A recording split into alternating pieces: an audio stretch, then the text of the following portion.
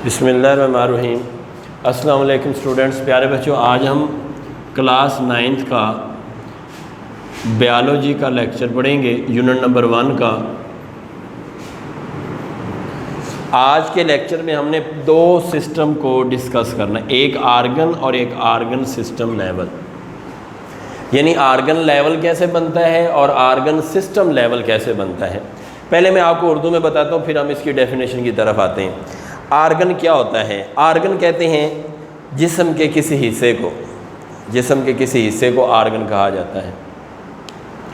और आर्गन कैसे बनता है?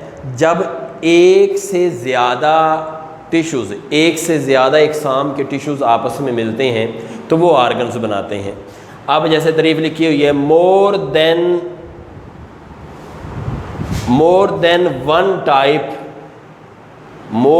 One type of tissues having relating functions.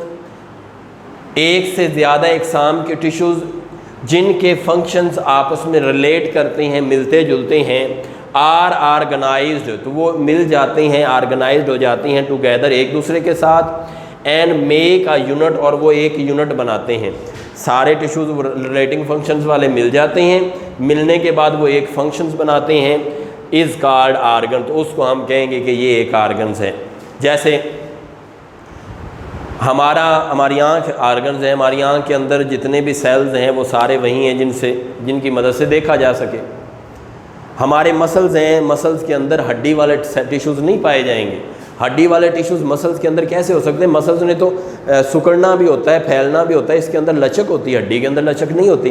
तो लिहाजा जो हड्डी वाले टिश्यूज़ होंगे वो इकट्ठे होके हड्डी को हड्डी जैसा आर्गन बनाएंगे, और जो मसल्स के टिश्यूज़ होंगे, रिलेटेड फंक्शंस वाले मसल्स वाले टिश्यूज़, वो आपस में मिलेंगे, मिलने के बाद वो एक अलग आर्गन्स बनाएंगे। तो अब बात समझने वाली ये है, देखिए चेहरे के ऊपर जिल्द है, जिल्द सारी एक रंग की होती है, एक तरह के सेल्स की बनी होती है। हड्डी वाले टिश्यूज़ इन जिल्द के अंदर नहीं पाए जाते, नाखून के अंदर जिल्द वाले टिश्यूज़ नहीं पाए जा सकते।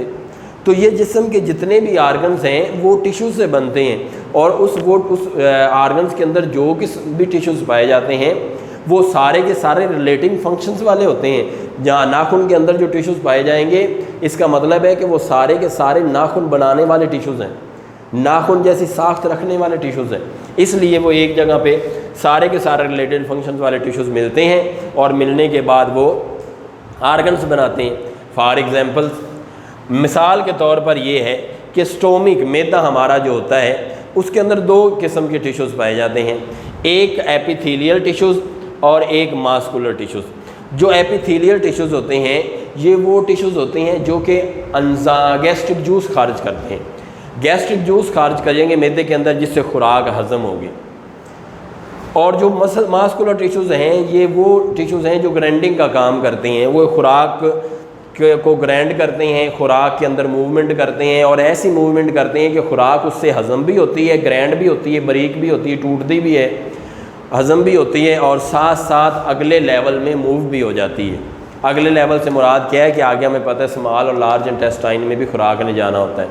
तो जब फुजला मादा यहाँ पे खुराक हज़म हो गए, वो फुजला मादा तैयार हो जाता है, उससे एनर्जी निकल जाती है मैदे में, तो वो आगे मूव जगह कर जाता है, और मास्कुलर टिश्यूज़ उसमें मदद देते हैं। तो लिहाजा एपिथेलियल और मास्कुलर टिश्यूज़ दोनों मिल के एक आर्गन बना रहे हैं, वो है स्टोमिक। तो लिहाजा रिलेटेड फंक्शंस वाले आर्गन्स आपस में मिलते हैं, मिलने के बाद एक ही यूनिट बनाते हैं, उस यूनिट को हम एक आर्गन कहते हैं, जैसे स्टोमिक एक आर्गन्स है। आगे आते हैं, हमारे पास है आर्गन सिस्टम लेवल। नीचे मैंने आर्गन सिस्टम लेवल की तारीफ लिखी है। जब बहुत सारे आर्गन्स रिलेटेड फंक्शंस वाले मिल जाते हैं तो वो मिलके भी एक यूनिट बनाते हैं, जिसे हम आर्गन सिस्टम कहते हैं। जैसे different organs performing relating functions are organised together, वहीं relating functions are organised together, यहाँ भी related functions are organised together in form of an organ system. सारे के सारे मुख्तलिफ़ किस्म के आर्गन्स जो परफॉर्मिंग रिलेटिंग फंक्शंस वाले होते हैं, मिलते जुलते काम वाले होते हैं, वो सारे के सारे आर्गन्स मिलते हैं, और मिलने के बाद एक सिस्टम बनाते हैं, जिसे आर्गन सिस्टम लेवल्स कहते हैं। मिसाल के तौर पर डाइजेस्टिव सिस्टम, खुराक के हज़म होने का सिस्टम। अब खुराक जब हज़म होती है, खुराक के हाजमे का सिस्टम क्या है, ये मुख्तलिफ आर्गन्स पर मुश्तमिल है। मिसाल के तौर पर पहला हिस्सा इसमें आता है औरल कैविटी, जैसे खुराक मुंह में चबाते हैं हम, ये सारा औरल कैविटी में हिस्सा है। उसके बाद आता है स्टोमिक, स्टोमिक के बाद आता है स्मॉल इंटेस्टाइन, लार्ज इंटेस्टाइन। अब ये औरल कैविटी एक आर्गन है, स्टोमिक एक आर्गन है, स्मॉल इंटेस्टाइन एक आर्गन है, लार्ज इंटेस्टाइन एक आर्गन है। इसके अलावा इसमें लीवर शामिल होता है, वो एक आर्गन है, पेंक्रियाज शामिल होता है, वो एक आर्गन है। तो 1 2 3 4 5 और 6 टोटल 6 आर्गन्स मिलते हैं। मिलने के बाद वो एक ही सिस्टम बनाते हैं, उस सिस्टम को हम कहते हैं डाइजेस्टिव सिस्टम। तो आर्गन्स कैसे बनते हैं, जब रिलेटेड फंक्शंस वाले टिश्यूज़ आपस में मिलते हैं तो वो आर्गन्स बनाते हैं, और जब रिलेटेड फंक्शंस वाले आर्गन्स मिलते हैं तो वो आर्गन सिस्टम बनाते हैं। जैसे डाइजेस्टिव सिस्टम है, सबसे पहले ओरल कैविटी, उसके बाद स्टोमिक, उसके बाद स्मॉल इंटेस्टाइन, लार्ज इंटेस्टाइन और लीवर और पेंक्रियाज।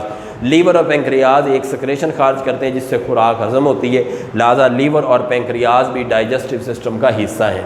तो लिहाजा एक डाइजेस्टिव सिस्टम बनने के लिए 6 आर्गन्स आपस में मिलते हैं। तो ये था हमारा आर्गन्स और आर्गन सिस्टम्स लेवल।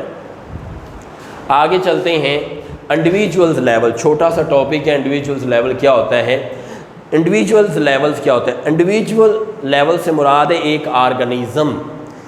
एक आर्गेनिज्म कब बनता है, एक आर्गेनिज्म तब बनता है जब बहुत सारे आर्गन्स और आर्गन सिस्टम्स मिलते हैं। Different organs and organ systems जब मिलते हैं तो वो एक इंडिविजुअली तौर पे एक आर्गेनिज्म, एक जानदार बनाते हैं। तो एक जानदार जब वजूद में आता है, जैसे हम इंसान हैं, एक इंसान के अंदर मुख्तलिफ आर्गन्स और आर्गन सिस्टम्स जब डेवलप हो जाते हैं तब इंसान एक पूरा वजूद में आता है, उसे हम इंडिविजुअल्स लेवल्स कहते हैं। इसके लिए मतलब जो आपस में इनके फंक्शंस होते हैं, इनके प्रोसेसेस होते हैं, एक्टिविटीज़ होते हैं, मुख्तलिफ आर्गन्स और आर्गन सिस्टम वो आपस में कोऑर्डिनेट करते हैं। इधर मैंने एक आपको बताना था कि जो यहाँ पे मैंने लिखा complex argon system level. Complex argon system level का मतलब क्या है कि हमारे पास 2 चीज़ें होती हैं, एक होते हैं एनिमल और एक होते हैं प्लांट। अब जो एनिमल हैं उनके काम करने की जो एक्टिविटीज़ हैं वो ज़्यादा हैं। उन्होंने एनिमल्स दौड़ते भी हैं, मतलब एक जगह से दूसरी जगह मूव करते हैं, खुराक को ढूंढते हैं, इस तरह की। तो इनकी एक्टिविटीज़ ज़्यादा हैं, लिहाजा एनिमल जो होते हैं उनके अंदर आर्गन सिस्टम जो होता है वो कम्प्लेक्स होता है, पेचीदा होता है, और प्लांट के अंदर सादा होता है क्योंकि प्लांट ने एक जगह पे रुकना होता है। अब हर चीज़ की जो सिस्टम्स होते हैं वो डिपेंड करते हैं उसके एक्टिविटीज़ के ऊपर। तो एनिमल्स की एक्टिविटीज़ ज़्यादा होती हैं, लिहाजा एनिमल्स का सिस्टम कम्प्लेक्स होता है, पेचीदा होता है। प्लांट की एक्टिविटीज़ कम होती है, लिहाजा प्लांट का सिस्टम सादा होता है। इंडिविजुअल लेवल आर्गन्स और argon system levels, functions, processes, activities of various organs and organ systems are coordinated। एक जानदार, एक इंडिविजुअल लेवल में एक जानदार जब डेवलप हो जाता है तो उसके फंक्शंस, उसके प्रोसेसेस, उसकी एक्टिविटीज़, उसके मुख्तलिफ आर्गन्स और आर्गन सिस्टम्स की, तो मुख्तलिफ आर्गन्स और आर्गन सिस्टम्स के फंक्शंस, प्रोसेसेस और एक्टिविटीज़ आपस में कोऑर्डिनेटेड होती हैं, जुड़ी होती हैं। इसलिए ये सारी की सारी आपस में जुड़ने की वजह से ये एक ही जानदार बन जाता है, क्योंकि एक जानदार की एक्टिविटीज़ आपस में जुड़ी होती हैं। अब आप कहेंगे सर जी कोई मिसाल दें कि कैसे जुड़ी होती हैं। मिसाल ये है कि एक शख्स जो है, अब मैं इधर खड़ा हूँ, मैं नॉर्मल हालत में सांस ले रहा हूँ, मेरे सांस लेने की रफ्तार नॉर्मल है। अब एक शख्स जब भागता है, दौड़ता है, दौड़ने के दौरान उसके एक्सरसाइज की वजह से, दौड़ने की वजह से उसकी एनर्जी ज़्यादा लग रही होती है, जिसकी वजह से उसके सांस की मिकदार, सांस की रफ्तार तेज़ हो जाती है। जब बंदा दौड़ता है तो सांस कैसे लेता है, जल्दी जल्दी सांस ले रहा होता है। उसकी वजह क्या होती है? उसकी वजह ये होती है कि जैसे ही एनर्जी इस्तेमाल होती है हमारे जिस्म में, एनर्जी इस्तेमाल होने के साथ साथ एनर्जी के मालिक्यूल जब जिस्म के अंदर टूटते हैं तो वो ऑक्सीजन के साथ टूटते हैं। अब एनर्जी ज़्यादा लग रही होती है तो मतलब क्या है कि अंदर एनर्जी वाले मालिक्यूल ज़्यादा टूट रहे होते हैं। मालिक्यूल ज़्यादा टूटने की वजह से ऑक्सीजन की मिकदार भी ज़्यादा चाहिए होती है। इसलिए ऑक्सीजन की मिकदार जो है वो ज़्यादा करने के लिए मसल्स, आप देखें ना, हम दौड़ रहे हैं, ऐसे दौड़ रहे हैं, हमारे दौड़ने के साथ काम तो टांगों का है लेकिन बाजू के मसल्स भी हरकत कर रहे होते हैं।